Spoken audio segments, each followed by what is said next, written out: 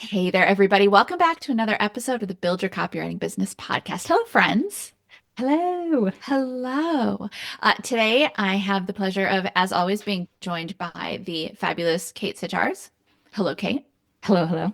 Hello. And we have the pleasure of also being joined by the ever fabulous copywriting star, CCA star, Human star. human star, as we were talking about before we started chatting, the kind of person you want on your zombie apocalypse team. Mhm. Um, Adele Schreiber. Hello, Adele. Hello, friends. It is so nice to Hello. be here. It's good to have you back. We were just doing a little bit of catching up, and it's been far too This is how we long. schedule our social catch-ups. We do it under the guise of a podcast. Really? I literally have Zoom dates for the same reason. I say Yeah. keeping up with people is a little like whack-a-mole. Just when you get one, you're like, oh, I haven't hit that mole in a while.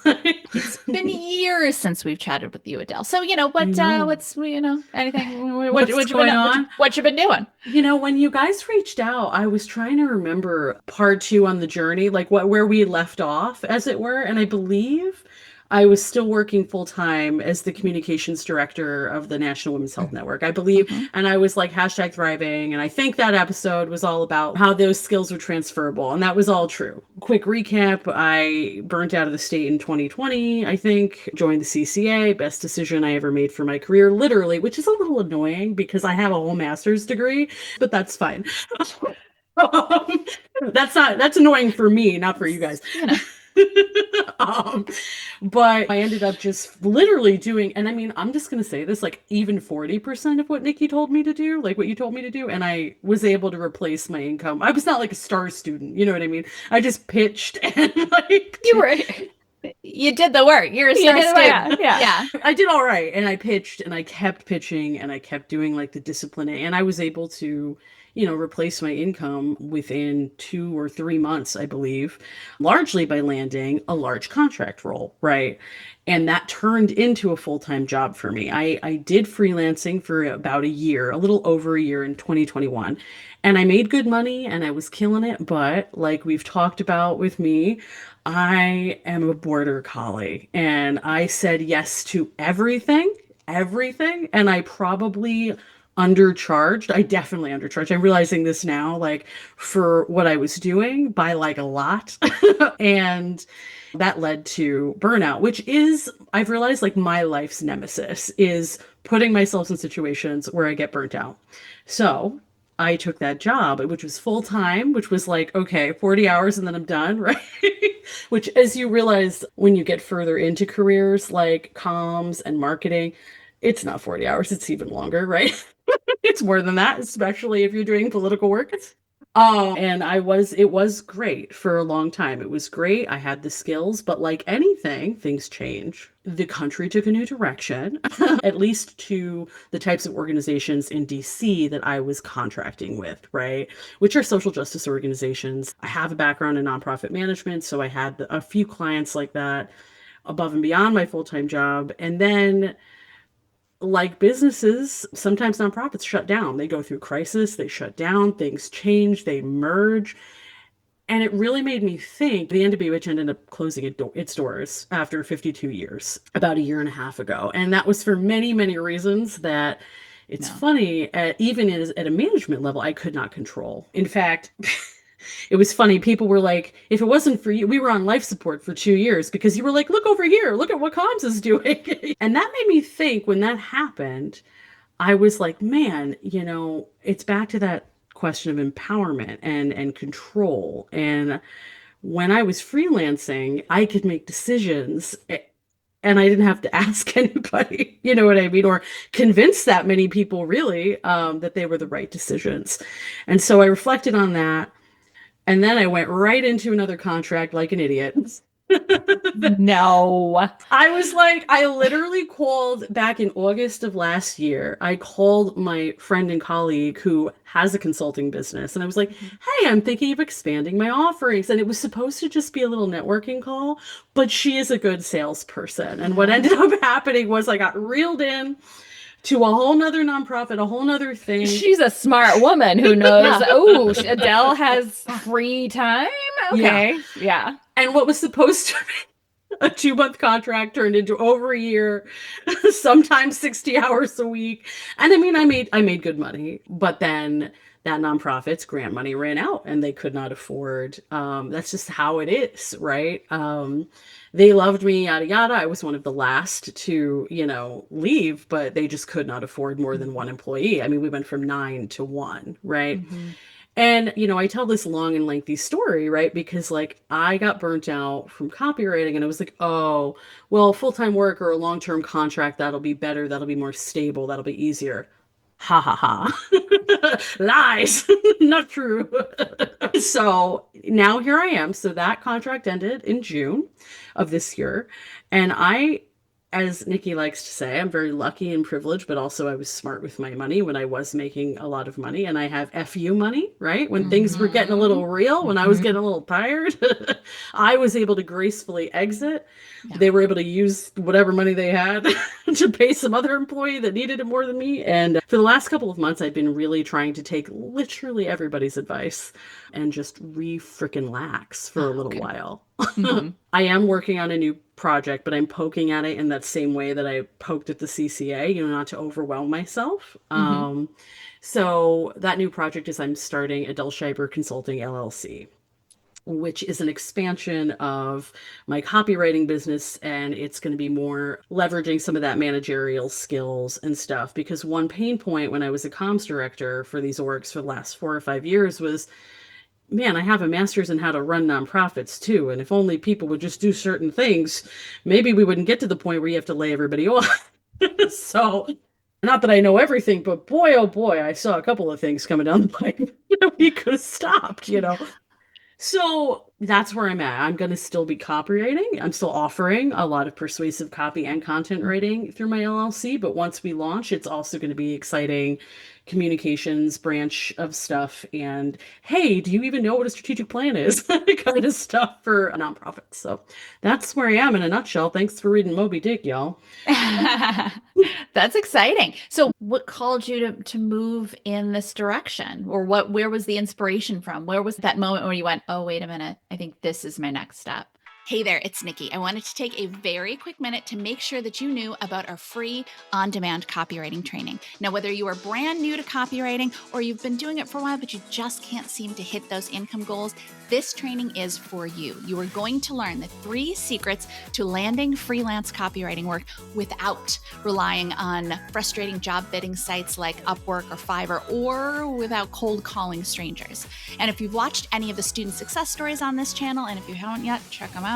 This is the exact same training that they all started with. And I mean students like Kate K, who is making 6 figures working part-time and retired her husband to help her build her business. Students like Stuart, who replaced his full-time salary, which was a good one, with his freelance income and then some. Stacy, who hit 6 figures in her first 6 months as a freelance copywriter, and Ashley, who landed the in-house copywriting job of her dreams.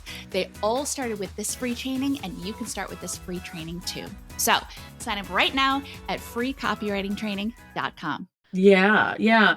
Spite, feelings of helplessness, knowing I could do a better job. I hate to say it, but truly, like watching people make mistakes, knowing they were mistakes and not having the power to fix them.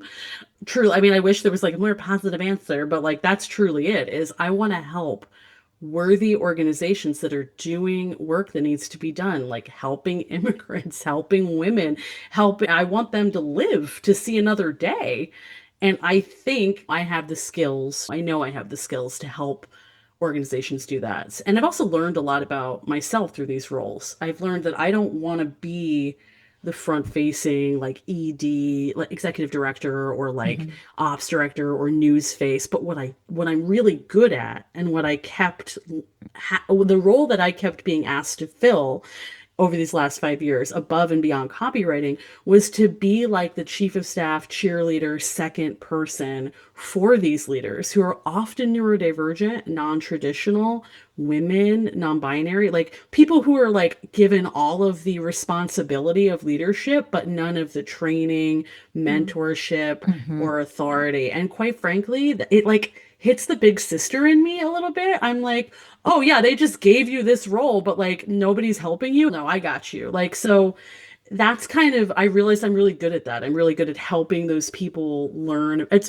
goes back to, I guess, like I really liked coaching with you guys. I liked coaching. So now I want to coach executives on how to lead based on everything I've learned the last 5 years about how not to do that. So yeah, it was really just trial, error, spite, experience, seeing what I'm good at, seeing what filled my cup versus what didn't fill my cup about the last few years in executive management. Mm-hmm. Mm-hmm. I think that sometimes as we are looking forward in our lives and going, oh, what's my next step going to be? What's this? What's it going to be? It feels tenuous. It feels confusing. But then sometimes when you get to, maybe not the end, we're never at the end, right? But when you get to a certain point in your path, you can look back and go, oh, I see how all of this stuff got me to where I am. Do you feel that way about this next move for yourself? I do. I feel like a little like the guy in Memento. Like my entire life has been like pieces of this culmination. And I think I was trying to remember, I think the very first podcast episode I did with you guys way back when, I had told you I want to run a marketing agency. I think I had said that.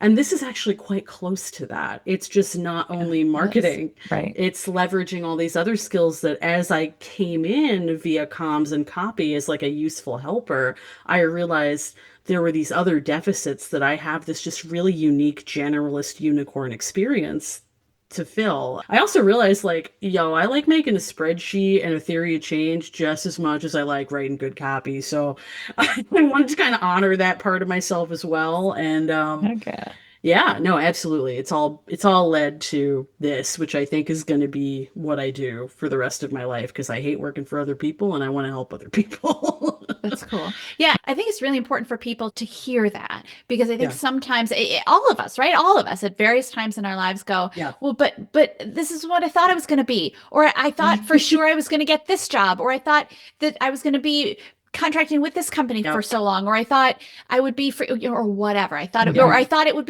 this would be faster, or I thought this would be whatever, our expectations. And we have our plans. And I think it can just be helpful for people to hear and be reminded that it all gets us somewhere, even if it does. feels like we're heading in the wrong direction, or maybe just even a different direction than we were expected. It all gets us somewhere. It all becomes experience. It's data. It's all data. Yes. Yeah, exactly. Even stuff I'll never do again, like I hated doing, like, and specifically that was like being the face for press. I know I don't like that. So now I know that when in my service offerings for Adele Schreiber Consulting, that's not going to be something I offer. Whereas before, previous had never done that. Adele totally would have been like, yeah, whatever. How hard could that be? You know what I mean? So How do you know till you know? Yeah. yeah. So no, and I stopped. I used to be that guy. I had my whole life mapped out, man. Like, let me tell you, the anxiety was high, the expectations were higher, and I stopped doing more than 6 months ahead of planning in 2020. I think Hell yeah. 2020 taught us a lot. Yep. But I just started to just trust my gut and kind of make. I live by quarters. I don't know. I don't know if you guys live by quarters, but Right now, Adele, I'm living by the day. Day to day. In the day. Day to That's the day. mantra. But like basically I have decided that I know that no matter what, and whenever I'm like overwhelmed, I'm like, oh, is this worth my time? Is this not worth my time? I prioritize the things I know will help and can't hurt. Right. So right now that's getting my website up, my new website. Right. I have my Copy Canary website, but right now I'm like, look, whenever I end up doing whoever I need a website, can't do nothing about that, So that kind of takes some of that paralysis by analysis out of it, which I am very prone to, is just make a list of all the things you think you need to do and then be like, okay, what is like the least risky that will only help? I really like that. And I want to underline that a lot because it will help and it can't hurt. Because I think sometimes the distractions are in it might help. I don't think it's going to hurt, but it might help. Yeah. And I think that's where we get into the fuzzy area of the like, well, I'm going to spend a month working on my logo, or I'm going to build up my social media presence. We're in the like, might help, probably won't hurt. But I love this. I love this category of, no, this is definitely going to help. and it's Right. not going to hurt. There's no downside to this. There's only upside. And what part of what's great about that too is that in really in any factor of our lives, there aren't going to be a lot of things in that category. So So real. it's not like you're going to be like, well, I've got 12 things that are definitely going to help and not going to hurt at all. Yeah. When you really get serious about those definitions, you're probably going to have like one or two things. And then when you finish those one or two things, Then you then reevaluate. maybe, exactly, then maybe you find one or two more things, but truly things that will only help, Yeah. for sure, and not hurt is it really helps get focused. I like that a lot. Well, and I gotta say, if I didn't start thinking like that, and part of thinking like that, I've had to train myself over the last few years, because I don't know if y'all know about the world of nonprofits, but everything's an emergency. It needs to be done yesterday, no matter what, right? And you cannot manage like that. If you manage like that, you won't get anything done, right? You know this, you have a business. Like, you can't do everything all at once. You have to make hard decisions, right? And I decided on focusing on two things, which was getting all the legal stuff done with the LLC, because when you start offering, now this doesn't apply to, as we know, to CCA folks who are copy, it's a little easier, but with the services I'm planning on providing, there is a little liability. You're giving advice to executives, it's a little different, right? So I wanted that corp. So I was like, okay, work with a lawyer, get that done. Definitely work with a lawyer. It's cheaper than you think. If you end up doing it, it was real. And there are things you could never know about doing that. Just get the expert in, pay the money. She's like, well, are you going to do this, that, and then you're going to file under this? I'm like, I don't know, bro. Like, what's you tell me. And she did, and it was great, but I could see myself doing it wrong. I could have seen myself doing it wrong.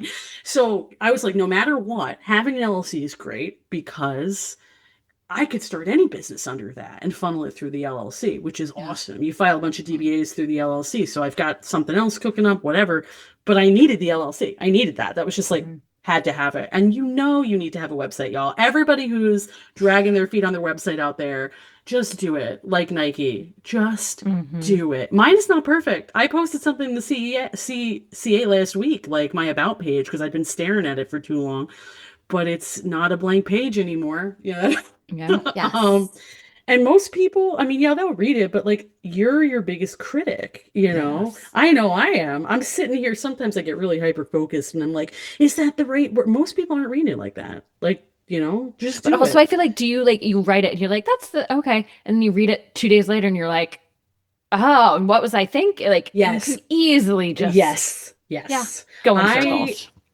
I have a very systematized way of editing because I'm a perfectionist, right? So I always take, after a draft, and I think it's done, I always take 24 hours at least. Yes. Agreed. Always. Same. And usually it's kind of like letting the dough rise, you know what I mean? Like letting the dough I love that.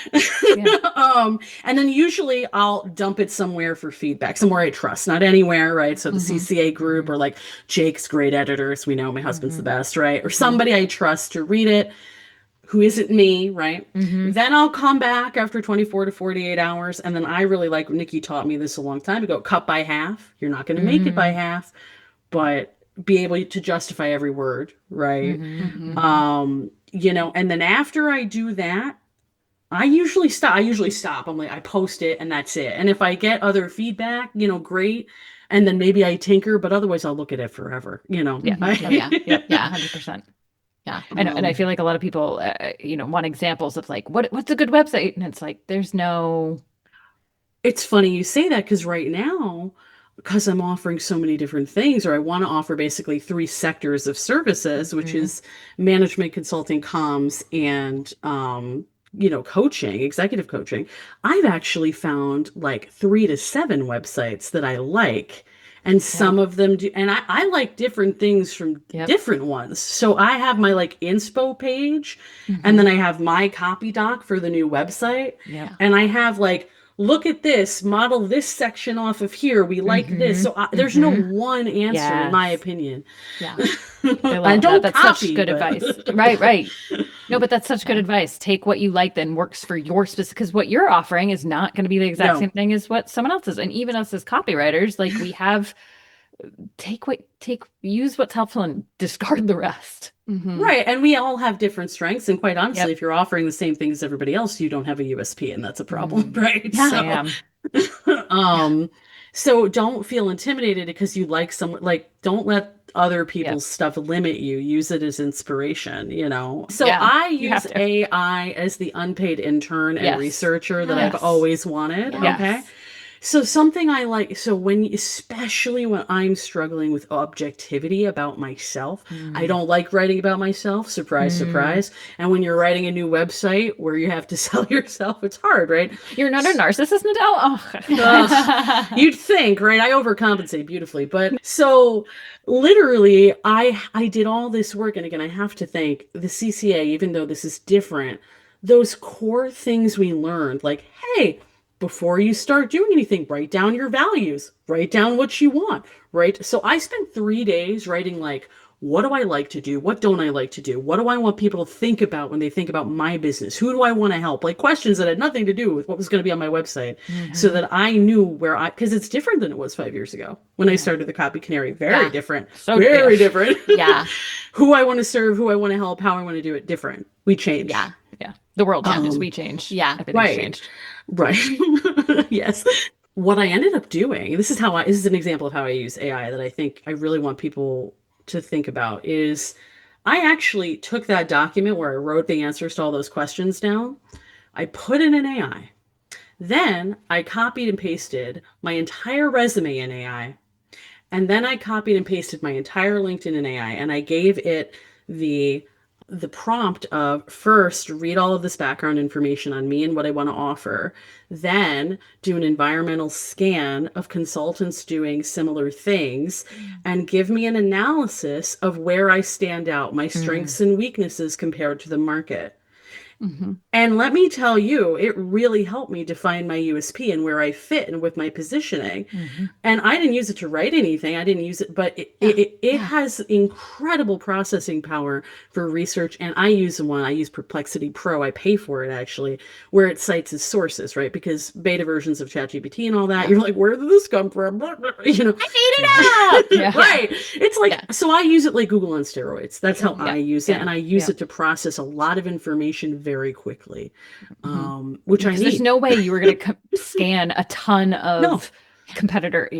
Not going to do it. And I shouldn't have to. Right. You used to have to pay thousands of dollars for data like that. You know, I mean, at Statistica and all that stuff, you used to have to pay for that. And I mean, I think this is one of the things where you're a solopreneur. Like, I'm doing at least a year. I've decided I'm doing at least a year where it's just going to be me.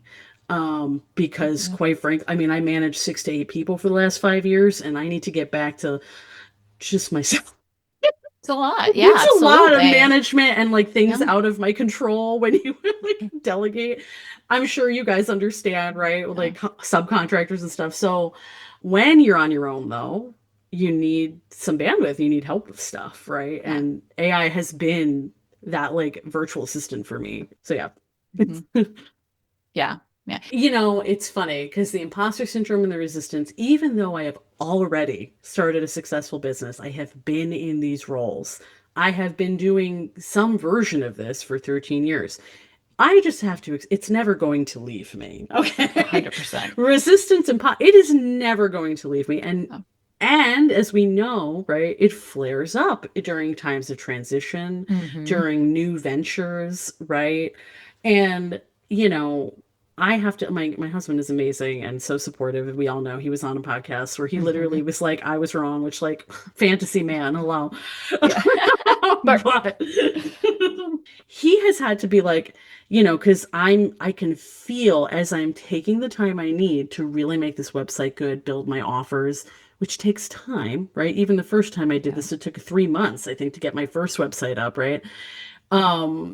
I feel the little fear-based part of my brain being like, oh my God, what if you peaked? You should just get a job. Just be a normal person, Adele. What do you think you're doing? You think you can do this? Blah, blah, blah. I hear that little mean voice, a little Victorian maid in my head. Have you watched K-pop Demon Hunters yet? No, should I? Okay, yes. Okay. Yes, we'll just I'm interested to see where this is going. I know. I'm like, wow. If anyone's watched it, they know that it's the demons in your head. Well, there you go. Oh, that makes sense. Yeah, so the demons in my head have been so real about this new venture, but I think it's because I've already gone through it. I went through the same thing when I started Copy Canary, right? And like, you just can't listen to them. You got to acknowledge them. You got to like, and I do. And sometimes like it's really hard to focus and whatever, but like, I remember, Nikki, you were like 5 minutes, take 5 minutes, and then take another 5 minutes and do. And for the last couple of weeks, I did that thing. I did that thing where I was like, I burned myself out. I worked on like the website for like a month, 4 hours straight, 4 hours a day. You're supposed to be relaxing. Well, so my July of rest, just so you guys know, my July of rest was full of volunteer work for my theater. Like all, there was no rest. It was hilarious. It was just things I liked to do, but it wasn't rest. Fill up your cup. Yeah. For you, I feel like that's great rest, you know? It was about as restful as I can get, right? So then after July of rest, so August, I was like, okay, let's get real. 4 hours a day. I'm going to work on this website. Spoiler alert, that was too much too fast. 4 hours a day of anything is a lot. Well, my reasoning, this is my insidious reasoning, was like, well, I worked 4 hours a day at my contract job. I should be able to just transition right in. But this kind of work, this thought work, and you say this in the CCA, you challenge people, right? Half an hour a day to learn something new. Half an hour a day, every day, the consistency. And I should listen to you because, oh, look, for 2 weeks, I like didn't touch my website. I didn't touch anything. I just painted it a corner and I built it up in my head. And like, now finally this week, I was like, Adele, just sit down at the computer. Don't put a time thing on yourself. Open the document. See if you can get through 15 minutes. And then, oh, look, 2 hours went by. Right.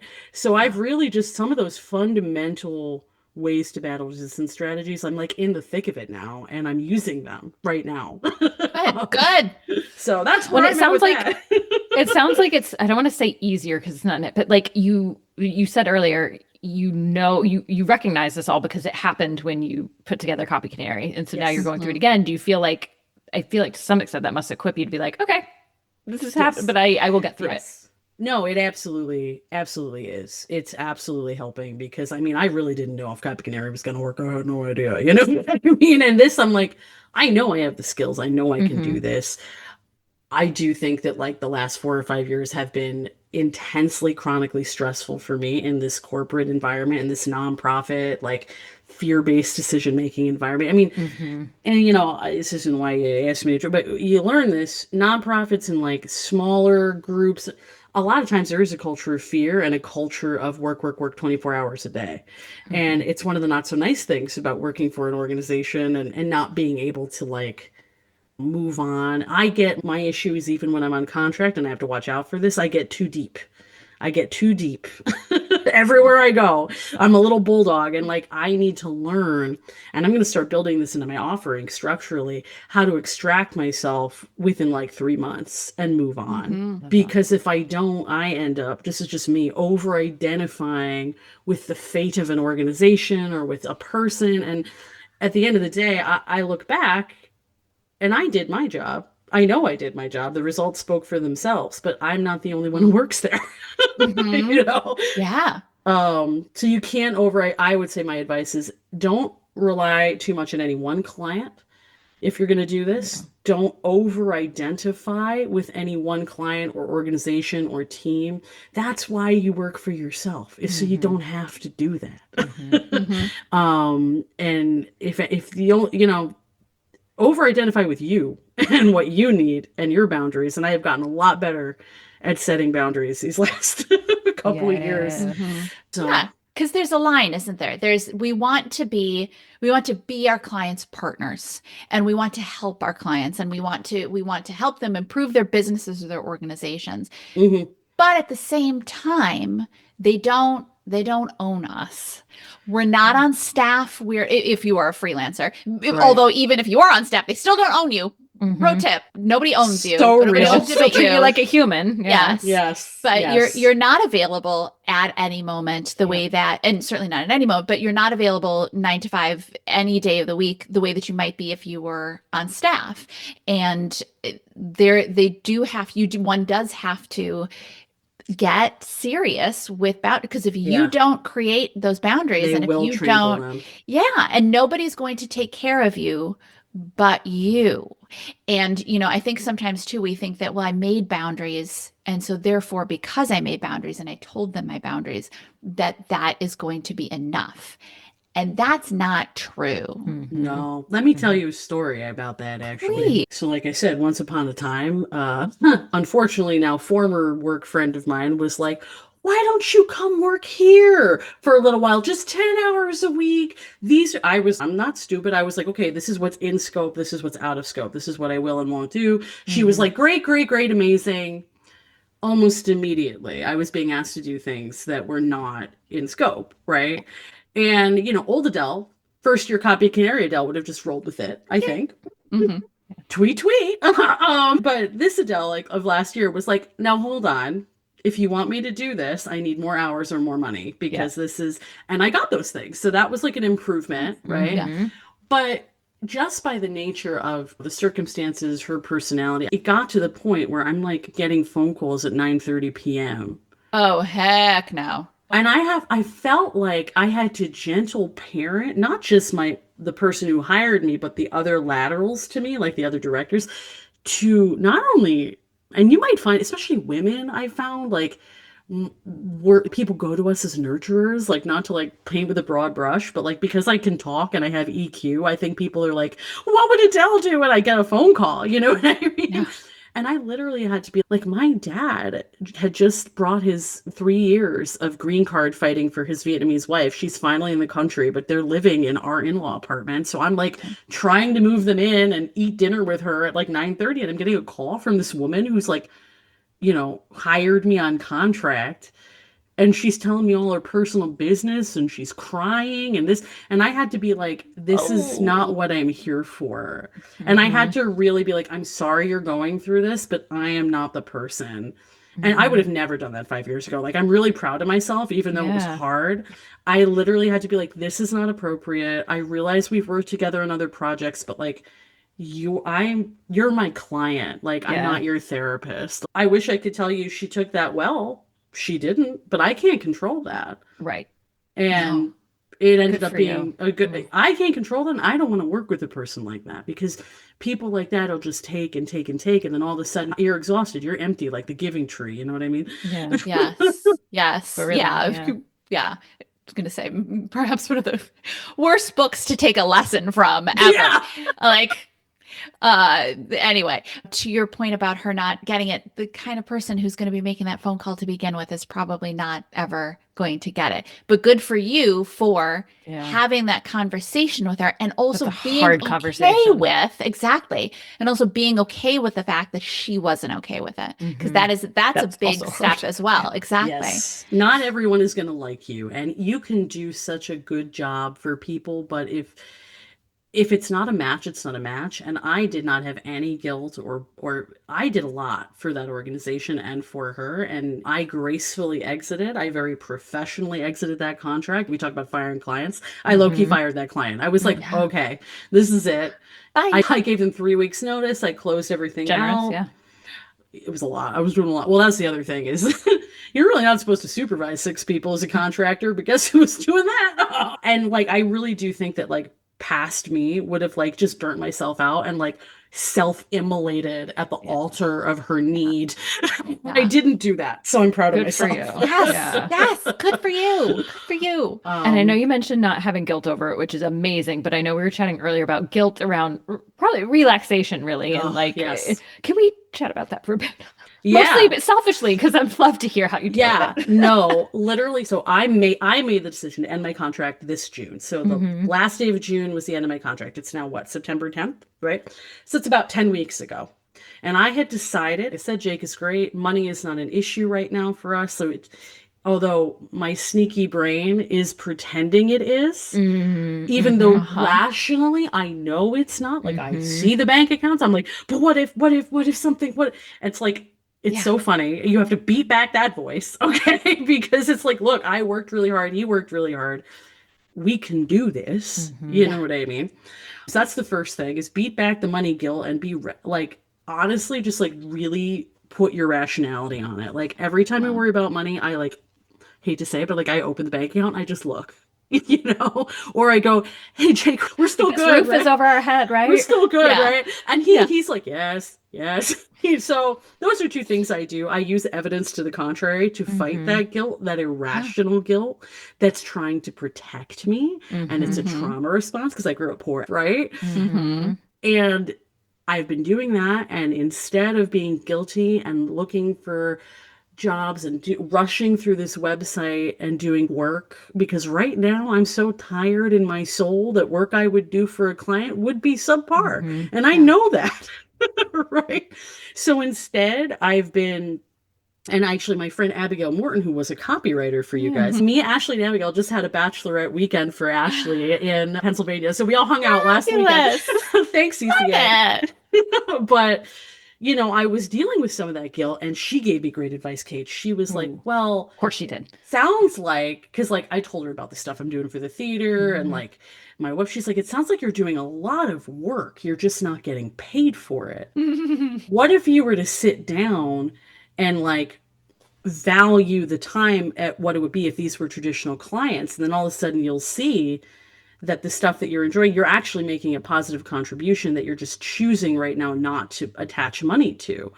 And she's so right. I did that. And I'm like, we're good. So that's part of what helps me with the guilt is some of the things that I do. I could monetize if I wanted to. I'm getting really good at making horror movie denim jackets, for instance.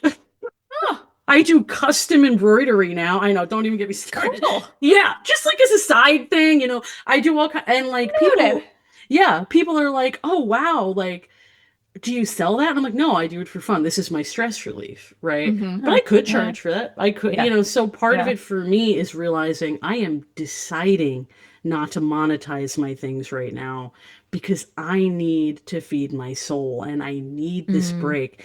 And burnout, especially the kind of burnout that we deal with, the chronic stress burnout, the what I would say moderate to severe, right?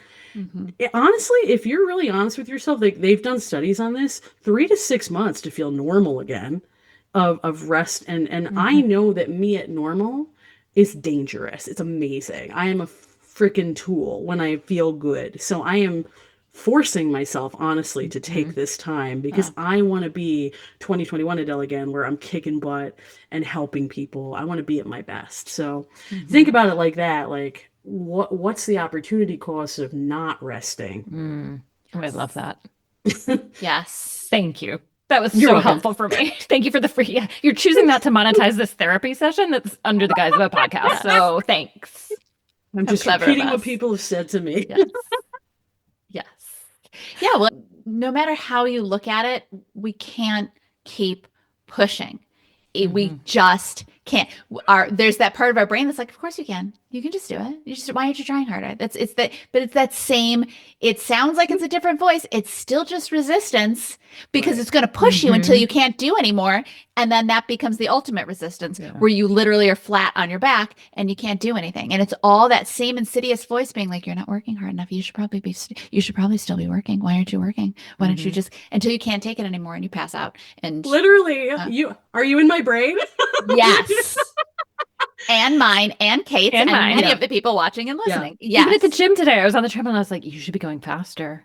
I was walking at like a 2.5 speed. I was like, this is all I have the energy for right now. Do you go to Orange Theory? No. You just have I went to one of those once. Yeah. I've been doing that's the other thing, guys. That's intense. I've been doing Orange Theory for 10 months now. You can't tell it from my face. My legs look great. But like, same thing. And honestly, if you want to like stitch together your mental health, I mean, Orange Theory 2 days a week has transformed my mental health. Like, I could be having the worst freaking day. Yeah. And I go to a session. It's the only time of the day I leave my phone in my car. I mean, that's so cliche. Like, exercise helps. But, like, it really does. It really freaking... I've noticed when I stopped, I'm like, let's change. Oh, because you stopped taking time for yourself. Yeah. I mean, it really goes back to what I learned, like, reducing your vulnerabilities, right? At the end of the day, it's not rocket science. Drink water, have a creative outlet, call your support systems, take your meds, take care of your body. If you do even 4 of those things in a day, I guarantee you'll feel better. Yeah. Right? Like, take care of yourself the way you would take care of someone you love. Love that. And somebody If somebody I love, so that's another thing. If somebody I loved had the last 5 years that I did and it was taking a few months, I'd be like, good for you. Yeah. Good for you. I'm like, right. yes, Exactly. yes. Exactly. Like, Yeah. take some time off, rest. Yes. yeah. We have to be as gentle with ourselves as we are with the people that we love. Yeah. And cheer for ourselves as much as we cheer for the people that we love, and give ourselves the grace that we would give to the people that we love. Yeah. It's almost as if we need to learn to love ourselves. Because how are you going to learn to love anybody else? Thanks, Thanks, Rue. Thanks, Rue. Love it. Oh, man. Love it. Yeah. Oh my goodness. Adele, every time that we catch up with you, it's absolute delight. And this, as always, was chock full of delight, wisdom, delight. It's chock full of delight, but chock full of wisdom. And yeah, it's always so much fun to talk with you. And it's such a pleasure. And it's always, whenever we talk, people are like, oh yeah, that episode with Adele, or that the first episode and the second, people love your episodes. So thank you for continuing to join us. And I'm already looking forward to the next update. Yeah. But yeah. Yeah. The next time you see me, I'll be like, whoa, I'm sure some craziness will happen. Exciting. At least you're open to it. I have a vision board that involves airplanes. Okay. I want to go places. So good. And we know you are in the middle of getting your website up. So we're not going to, if it's live by the time this episode goes live, we'll put it in the show notes. So everybody, incentive to go take a look at the show notes, take a look at your website. Yeah. But I'm sure you'll share it. Please share it in the CCA group. I'm sure people will be looking at it. Absolutely. Absolutely. But Adele, as always, thank you for sitting down with us and catching up. It's a pleasure as colleagues and as friends to catch up and just see all the amazing things you're doing with your life. Thank you guys too. It's always a pleasure, and I always leave these feeling energized and excited. So good. Energized, but then take some time and rest. Yeah, but then I'm going to do my Halloween decorations. I mean, I'm going to use this to paint all the signs. So don't worry. I love it. And so with that, we will catch you all in the next episode. Bye, everybody. Like what you heard? Hit subscribe so you never miss a video. And if you're ready to take the first step toward becoming a copywriter yourself, sign up for a free video training right here.